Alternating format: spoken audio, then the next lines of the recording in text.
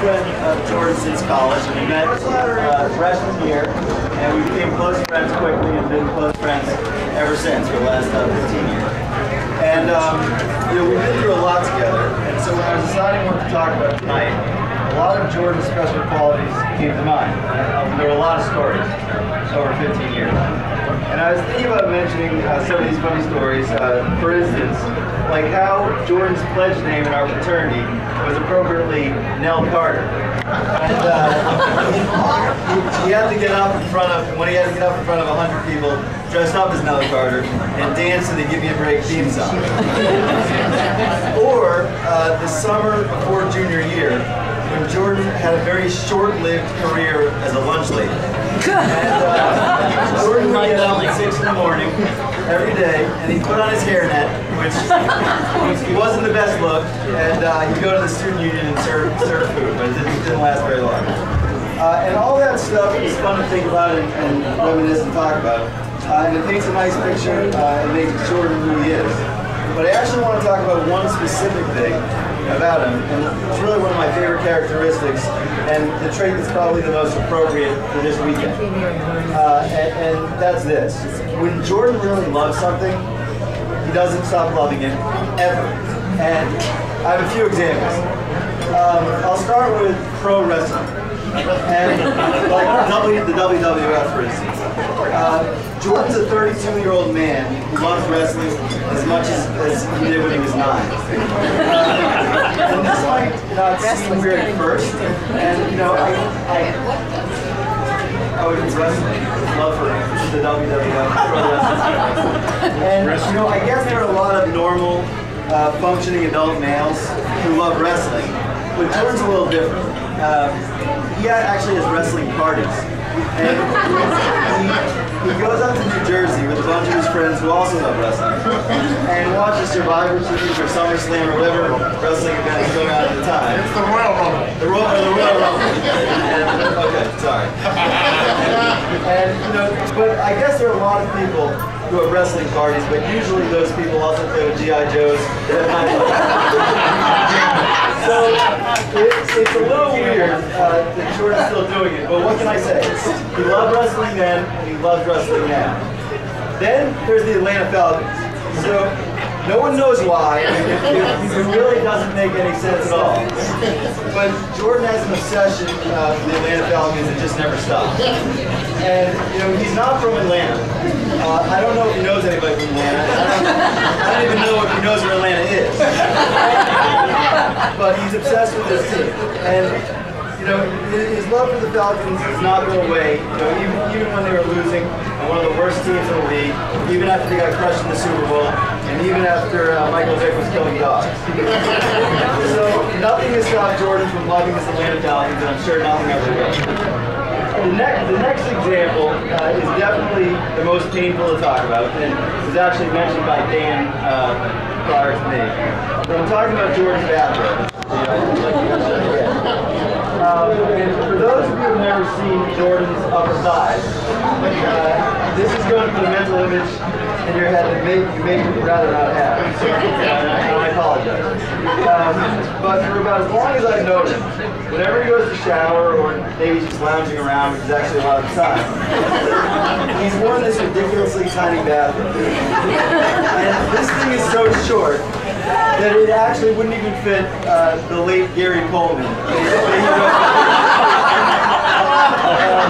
And no adult should be wearing this, especially after all these years, but he loves it and he's always loved it. And on a more serious note, as I've gotten to see what a great relationship Jordan and Jess have, it's become very clear that Jordan loves Jess way more than he loves the Atlanta Falcons, way more than wrestling, and yes, even more than his bathrobe. And as we've seen through the years, when Jordan loves something, he really loves it, and he loves it forever. And that bodes very well for both of you guys. And so if everybody can raise their glass, so Jordan, congratulations on finding that one person to love and enjoy the rest of your life with. And Jess, hopefully you get to stop wearing that bathrobe.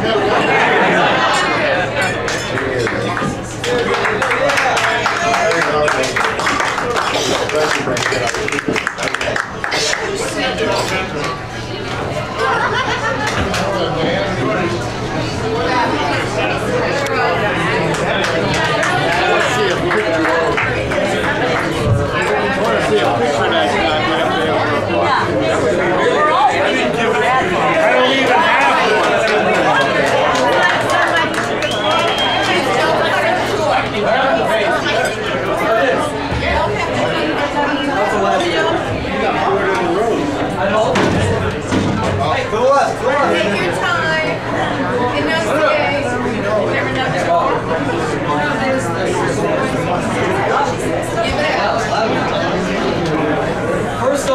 I'd like to thank the Final Citizen Gamers for this amazing weekend.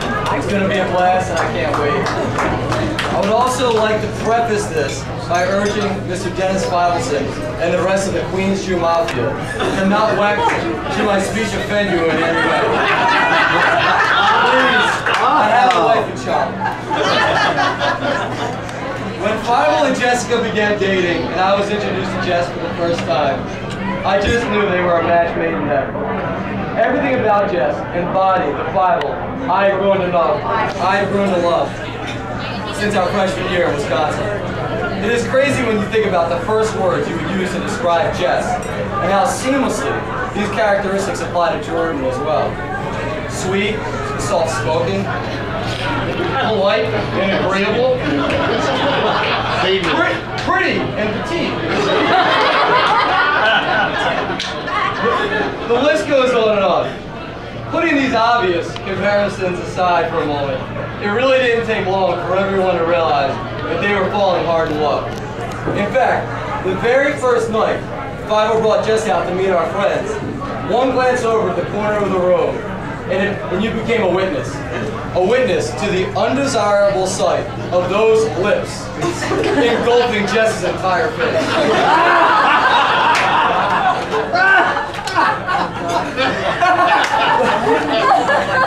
But nothing demonstrated their adoration more for each other than their classic Facebook posts. These were unparalleled and gave the acronym PDA an entire new meaning. Age 15, Jess. Having a glass of wine with my man, the best boyfriend in the world. Age 25, Fievel. Enjoying a low-key evening at home with my princess. 8:32, Jess, you're my prince. 8:41, Fievel, loving you is just too easy.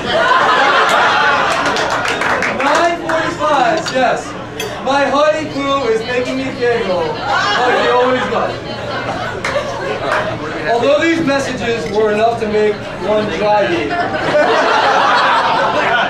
me poking fun at Fievel and Jess's public displays of affection is a classic case of the pot calling the kettle. And this brings me to one of my favorite Fievel outbursts involving this recurring theme of public display of affection. It happened years ago when Jordan and I were roommates in New York, and me and my wife Carrie still live about this today.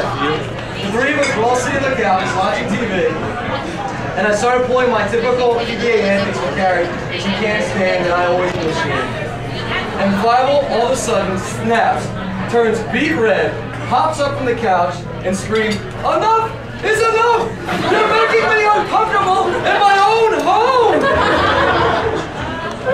So, I find that kind of ironic. Who would have thought you would find a girl that you love so much that would turn you into the PDA king? This reaction, however, pales in comparison to the red wine incident. Fievel and I were playing a highly competitive game of Madden Football on PlayStation, as we so often did, and I was getting the better of him that day. After intercepting him to ice the game, I began dancing around the room while simultaneously I stepped my player down the sideline into the end zone. The 10 minutes or so that ensued will remain ingrained in my mind forever as perhaps my favorite Fievel outburst. At that moment, he became so enraged that he chucked his controller across the room, a completely acceptable reaction that I had replicated countless times before. But this controller chuck was different than any prior or any since. You see, I had poured a full glass of white wine, but it almost to the brim, and it sat right on the table. And at that, in the next few seconds, all happened in slow motion. Chicken parm and chicken parm. And he had just unleashed, caught the wine glass in such a way that he couldn't have done it again if he tried 100 times over. The angle of the cord caught the bottom of the glass. He could chuck with the force Fievel's frustration throw, just sent it soaring through the air, and when it finally landed, the entire glass completely demolished our couch. We both stood there in shock for a few seconds, looking at each other blankly, and then Fievel started to bug out, for lack of a better term. He then frantically started wiping down the couch with wet paper towels as if that was going to help. and anything else he could find, which wasn't much, because we didn't exactly stack our apartment with cleaning supplies. All attempts were feeling miserable. So a flustered Bible decides to call his mom, and this is his side of the conversation. Mom! I need you to tell me what to do to get red wine out of a couch. Our new couch is covered in it. What should I do? White wine? White wine? What do you mean white wine? I should pour white wine all over the red wine? Well, he looks over at me confused and desperate. Do you have white wine? We need white wine! Well, I didn't have to... well, miraculously, we were able to rent me the couch and salvage all the stains.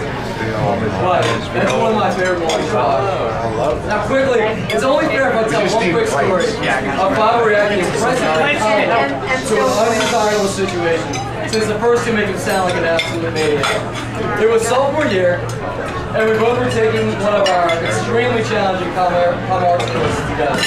And it was your typical large lecture hall with the format of 3 exams to determine your entire grade. 5 weeks into the semester, the first exam arrived, and although he had never been to a class prior, after all, 12:55 is a lot to ask for Bob would be able to make. He did not manage to show up. He did manage to show up and take the test with 133. I remember walking out with him and asking him how he thought he did. It wasn't too bad. I think I did okay, he said. The following week I was getting ready to leave to go to class, and finally asked me to pick up this exam for him. Because of course there was no shot of me showing up for that. Of course I agreed. When I saw his score, my mouth fell open, and I wasn't sure exactly how to break the news. I got back to the fraternity house and went to his room and he said to me, "You get the test for me? How'd I do?" I just gave him an unfavorable look, and with a slight smile he said, "How bad?" I couldn't have done that bad. Then I broke the news to him and handed the exam. He got a 37, dude. He then picked up his phone and I asked him what he was doing, and he said, "I'm dropping this course immediately." Good move, I thought, since he would need A's on the next 2 exams to get anything higher than B-. I joked in the opening by highlighting some differences between Jess and Jordan, but all those who know them well understand the connection and why they have such a rock-solid and enviable relationship. They are truly 2 of the most good-hearted and genuine people I've come across in my life. I honestly am not sure I can think of a couple that when in their presence, the adoration, love, and contentment is more evident than with these 2. Bible, you've been one of my closest friends since we met freshman year in college, and you're one of the few people that can match me in energy, volume, and stubbornness. You make some of the most outlandish arguments I've ever heard by you. But when it comes to being a friend, you're as good as they come. Your willingness to not judge or criticize people, but rather to accept them no matter their flaws, is a unique and refreshing quality. It isn't in your nature to initiate conversation and spend time disparaging others, and this is something I have the utmost respect for. You deserve to find someone as good as Jess. I know your marriage will be an amazing one, and I wish you nothing but health and happiness.